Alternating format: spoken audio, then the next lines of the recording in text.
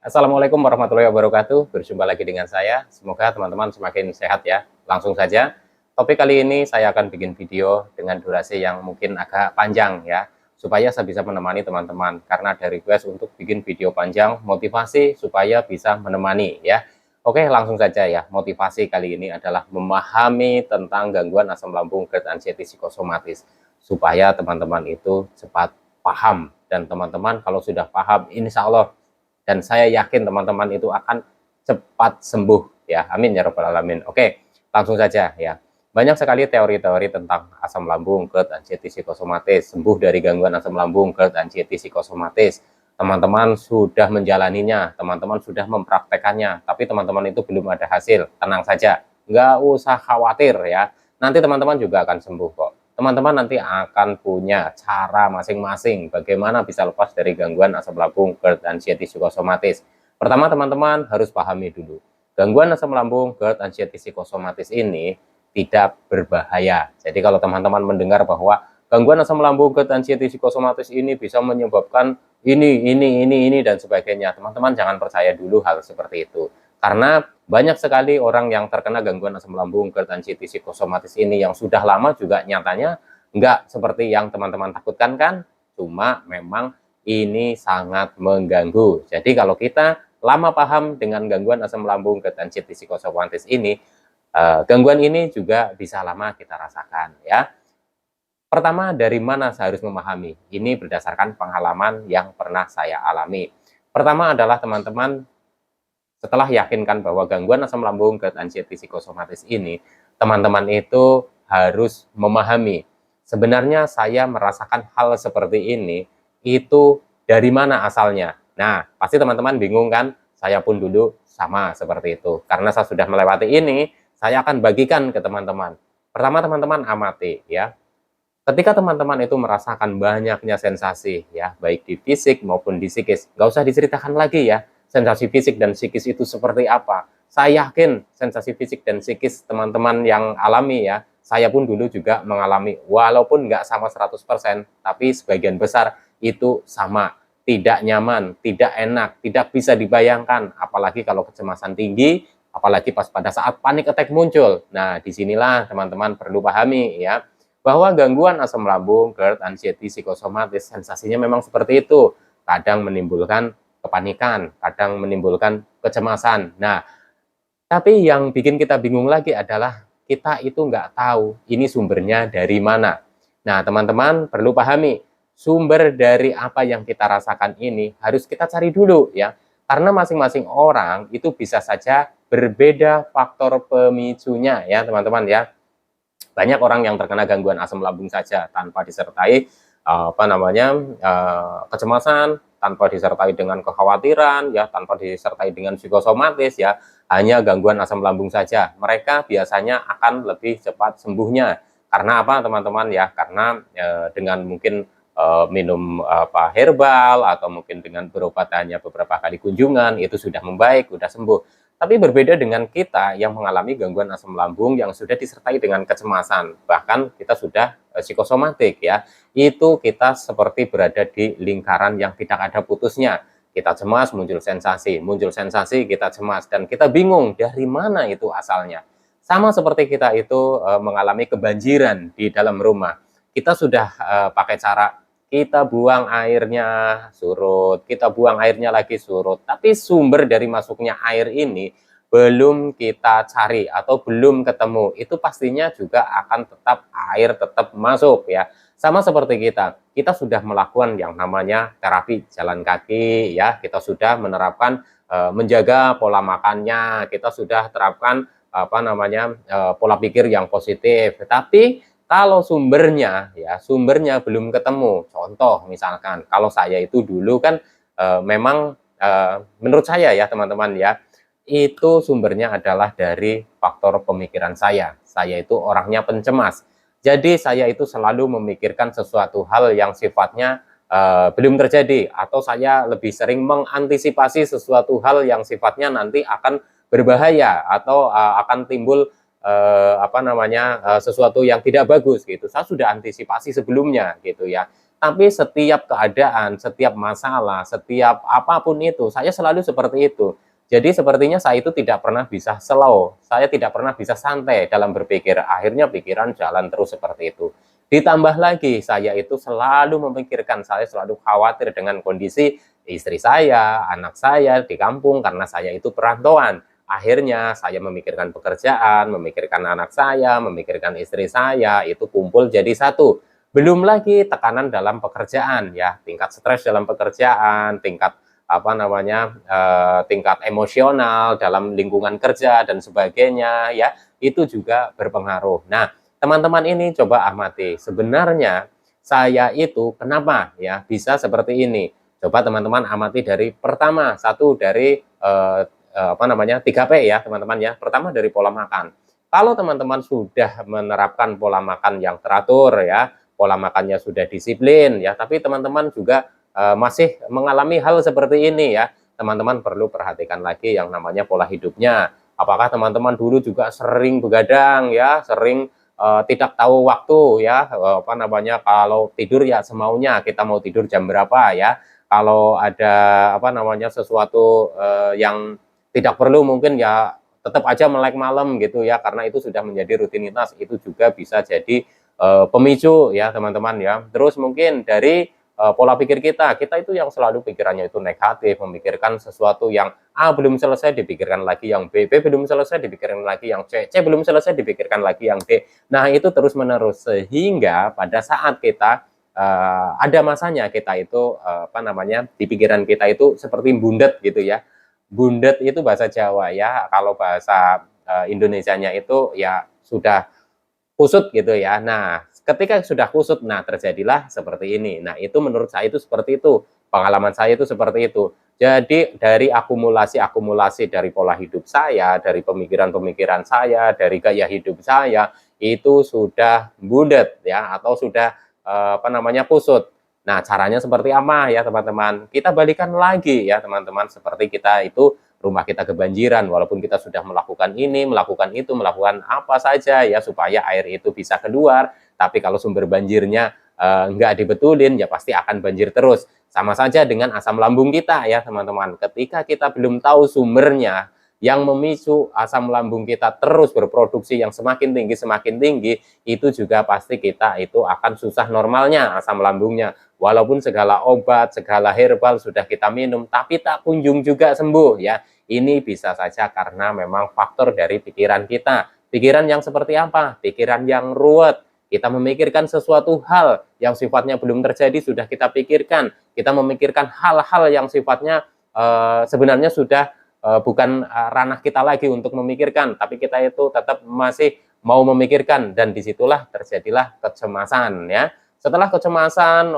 berkumpul lagi, akhirnya kita itu ruwet, kita itu kusut ya. Caranya bagaimana ya teman-teman? Caranya seperti ini ya. Pertama kita kembalikan lagi dari nol saja ya. Kalau kita ruwet kita harus urai satu persatu.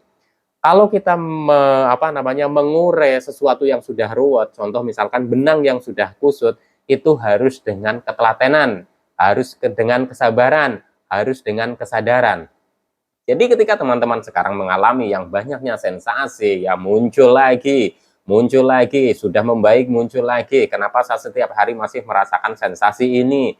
Saya masih merasakan sensasi itu, padahal saya sudah menjalani ini, menjalani itu. Karena ya yang kusut ini belum terurai ya teman-teman ya. Jadi penting sekali ini untuk menguraikan apa yang sudah kusut ya. Pikiran kita itu sudah kusut, sudah ruwet, ya sudah bundet, kita satu persatu. Pertama adalah kita sadari saja. Sekarang yang sedang kita alami adalah kita mengalami gangguan asam lambung, GERD, anxiety, psikosomatis ya. Yang pertama harus kita lakukan, teman-teman periksa ke dokter ya, periksa ke dokter untuk memastikan bahwa teman-teman itu sebenarnya kenapa, ada apa. Kalau teman-teman sudah dinyatakan oleh dokter, kamu nggak apa-apa, kamu terlalu banyak pikiran mungkin, coba jangan terlalu banyak pikiran. Pada saat itu mungkin teman-teman itu nggak terima, dibilang seperti itu. Saya nggak memikirkan apa-apa kok, saya tidak memikirkan sesuatu hal yang berat-berat kok, saya biasa saja kok, tapi pikiran jalan sendiri. Nah, itulah tanda-tandanya kita itu dalam masa pikiran yang ruwet atau dalam masa pikiran yang sedang kusut, yang itu harus diurai satu persatu. Makanya Penting sekali ya di sini untuk memahami itu. Pokoknya satu persatu saja. Sekarang yang dihadapi adalah gangguan asam lambung. Kita urai ya teman-teman ya. Memang kita itu memikirkan yang namanya ekonomi, memikirkan bagaimana saya nanti bisa kerja, bagaimana saya nanti menafkahi, bagaimana saya itu nanti harus berobat, tidak punya ini, tidak punya itu, sedangkan saya tidak bekerja ya. Itu pasti terpikirkan, saya pun sama seperti itu. Tapi yang sekarang yang harus dilakukan adalah konsentrasi kepada penyembuhan dengan cara menguraikan itu ya teman-teman.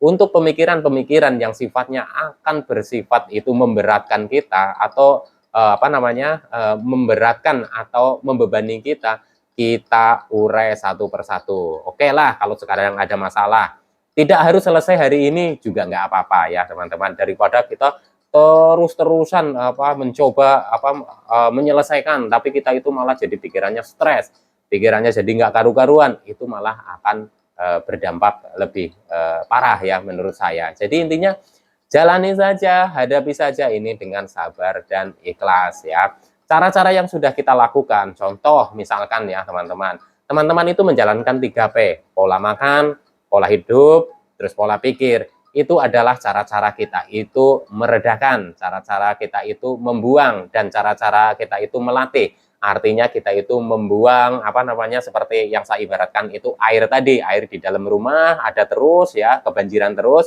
kita itu dibuang, tapi kalau sumbernya belum ketemu, tetap air itu akan masuk. Nah, 3P ini adalah cara untuk kita itu mulai belajar menyetabilkan lagi.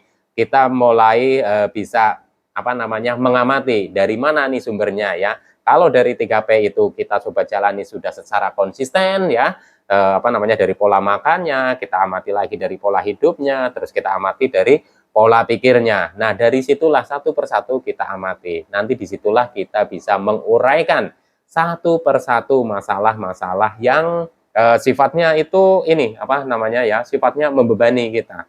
Memang pada saat kita itu mengalami gangguan ini, mungkin susah ya. Jangankan untuk, saya mau menguraikan apa nih, apa yang harus diuraikan, saya nggak berpikir macam-macam.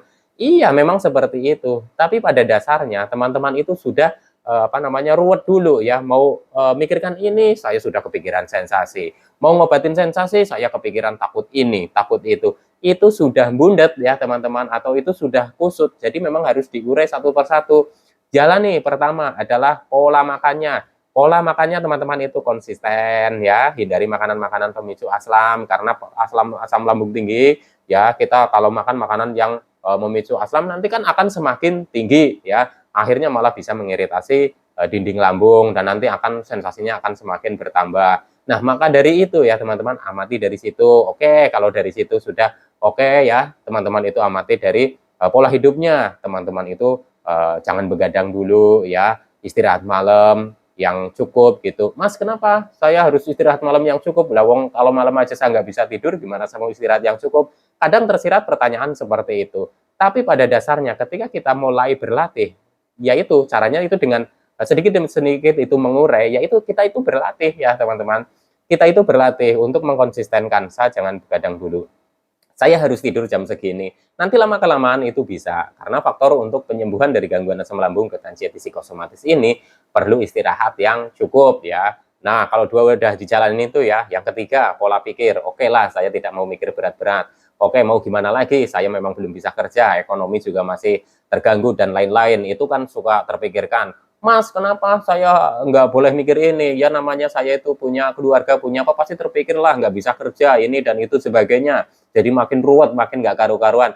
Maka dari itu ya teman-teman, yang sekarang sedang dihadapi adalah gangguan ini. Kita sembuhkan dulu gangguan ini, walaupun hal-hal seperti itu kita terpikirkan ya. Tapi kalau kita nggak sembuh-sembuh ya, nanti bagaimana kita mau mikir tentang kebutuhan ekonomi, kebutuhan ini, kebutuhan itu. Jadi kalau sudah sembuh nanti kita pikir yang itu ya teman-teman. Kalau semuanya dipikir nanti nggak selesai-selesai ya. Oke ya, kalau sudah tiga semua itu sudah dijalanin, Mas saya sudah menjalani itu, kenapa saya juga nggak sembuh-sembuh? Nah ini teman-teman perlu amati juga ya. Untuk menjalani ini butuh konsisten. Teman-teman sudah konsisten atau belum? Kalau teman-teman belum konsisten, konsistenkan dulu ya. Nah, Mas saya sudah konsisten, tapi saya sudah menjalani ini, sudah berapa?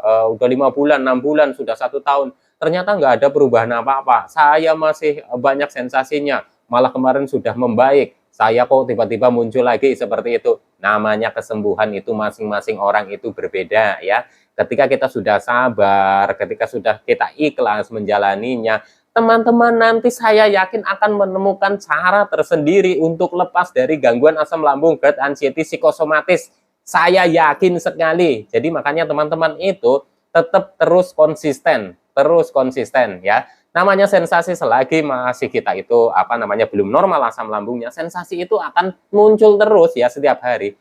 Bahkan ketika kita sudah merasakan membaik, kita sudah merasakan enak, kita sudah merasakan tidak ada sensasi fisik, tiba-tiba nongol lagi, itu bisa saja terjadi. Itu proses dalam menghadapi gangguan asam lambung yang saya jalani juga sama seperti itu ya teman-teman ya. Tapi ketika teman-teman nanti sudah paham ya tentang gangguan ini, oh iya tiba-tiba nyolek, ya wajar, karena apa? Karena belum sepenuhnya pulih ya. Dan kita juga harus maklumi juga, kita harus pahami juga bahwa sebelum terkena gangguan asam lambung, GERD, anxiety, psikosomatis ini, kadang sensasi-sensasi yang muncul itu kita sudah pernah rasakan pada saat belum terkena gangguan ini. Nah itu ya teman-teman ya, kita itu tidak boleh menyerah, kita itu harus tetap semangat. Saya pun dulu sama seperti itu. Pokoknya pusing, sudah tidak bisa digambarkan. Masalah ekonomi ya, masalah uang sudah habis-habisan buat ini itu dan sebagainya, sampai pinjam-pinjam ini itu dan sebagainya ya. Pokoknya sama seperti teman-teman ya, sudah habis berapa duit, sudah habis berapa puluhan juta. Saya juga sama ya teman-teman, banyak saksinya keluarga saya, sampai saya harus jual ini, jual itu dan sebagainya ya. Karena saya waktu itu yang saya cari adalah saya pingin berobat, obat mana yang ampuh, obat mana yang instan ya. Ternyata itu memang tidak semuanya bergantung kepada obat. Buktinya saya juga sudah berobat, memang itu membantu ya teman-teman, tapi tidak sepenuhnya kita itu bisa lepas dari situ, itu karena kita itu selalu mencari yang instan-instan gitu ya. Obat itu membantu. Pada saat saya itu mengalami gangguan di fisik, itu ya cukup membantu, saya ikutin arahan dari dokter ya. Tapi selebihnya, supaya kita itu bisa lepas dari gangguan asam lambung, GERD, anxiety, psikosomatis, itu butuh niat kita ya. Niat bagaimana kita harus konsisten menghadapi 3P ya, menjalani 3P. Niat kita untuk punya semangat ya, bahwa gangguan asam lambung, GERD, anxiety, psikosomatis, saya bisa menghadapi, saya bisa melewati ini, saya akan baik-baik saja. Pokoknya harus serba niat ya. Kalau nggak niat setengah-setengah, kena sensasi lagi, down lagi, kena sensasi lagi, down lagi. Itu seperti itu ya teman-teman. Makanya untuk penderita gangguan asam lambung, GERD, anxiety, psikosomatis ini dibutuhkan semangat yang tinggi. Selain semangat, kita harus sabar ya, kita harus sadar ya, kita harus ikhlas dalam menjalaninya. Mas, saya itu masih banyak loh sensasinya. Sensasi di fisik sudah nggak ada, tapi saya masih merasa cemas. Teman-teman itu merasa cemas karena apa? Karena teman-teman itu masih punya rasa rasa ketakutan-ketakutan. Yang ketakutan-ketakutan itu sebenarnya adalah dari pikiran kita ya. Pikiran kita yang sedang menerima sinyal yang error gitu ya. Jadi ketika ada sesuatu langsung otak kita berpikirnya, waduh jangan-jangan ini, jangan-jangan itu, jangan-jangan saya kena sakit ini, jangan-jangan kena sakit itu. Nah itu seperti itu. Nah itu teman-teman sadari bahwa, oh iya pikiran saya ini lagi kacau nih meresponnya gitu. Itu teman-teman harus amati itu ya, harus pahami itu. Jadi caranya dengan seperti apa? Wah ini gara-gara ini nih, jadi saya itu pikirannya kacau. Jadi ketika ada rasa muncul seperti itu, wah ini pikiran mengajak ke hal-hal yang negatif ya, teman-teman harus bisa lawan itu. Wah ini nggak apa-apa, ini nggak apa-apa. Kemarin saya sudah mengalami kayak gini juga nggak apa-apa. Jadi teman-teman itu akan semakin tenang dalam menghadapi gangguan asam lambung, GERD, anxiety, psikosomatis ya. Nah terus lagi, pada intinya semua apa yang kita rasakan ya, teman-teman itu masih merasakan cemas, teman-teman itu masih merasakan khawatir, teman-teman itu masih merasakan panik, cemas ini, cemas itu, ujung-ujungnya karena teman-teman itu masih punya ketakutan mati secara berlebihan ya. Kenapa saya bilang seperti itu? Saya pun dulu juga sama seperti itu. Dan teman-teman perlu pahami, semua orang itu akan mati ya teman-teman ya. Semua orang itu juga akan meninggal ya. Jadi kalau kita terus takutkan, dalam hidup kita selalu menakutkan itu, menakutkan itu, menakutkan itu, ya nanti kita tidak punya semangat hidup ya teman-teman ya. Teman-teman nggak usah takut ya masalah waduh ini jangan-jangan tanda-tanda mau tanda-tanda mau ini itu dan sebagainya. Nggak usah takut. Kalau teman-teman memang takut itu ya, teman-teman kan mungkin merasa teman-teman itu belum siap. Makanya teman-teman itu perbanyaklah ibadah ya. Kalau teman-teman yang muslim mengaji, sholat dan lain-lain yang sudah menjadi kewajiban, pokoknya perbanyak ibadah supaya hati kita itu tenang ya. Nanti kalau kita sudah tenang itu semakin enak menghadapinya. Jadi intinya ya teman-teman, kalau memang teman-teman masih merasakan ketakutan-ketakutan yang berlebihan, cobalah dari sekarang teman-teman untuk bisa mengkondisikan, berlatih ya teman-teman. Karena dengan berlatih nanti kita itu akan terbiasa. Oke teman-teman ya, nanti disambung lagi. Semoga apa yang saya sampaikan ini bermanfaat, bisa memotivasi teman-teman. Gangguan asam lambung dan anxiety psikosomatis ini bisa sembuh. Kalau saya bisa, saya yakin teman-teman juga bisa. Semangat, salam sehat jasmani dan rohani. Wassalamualaikum warahmatullahi wabarakatuh.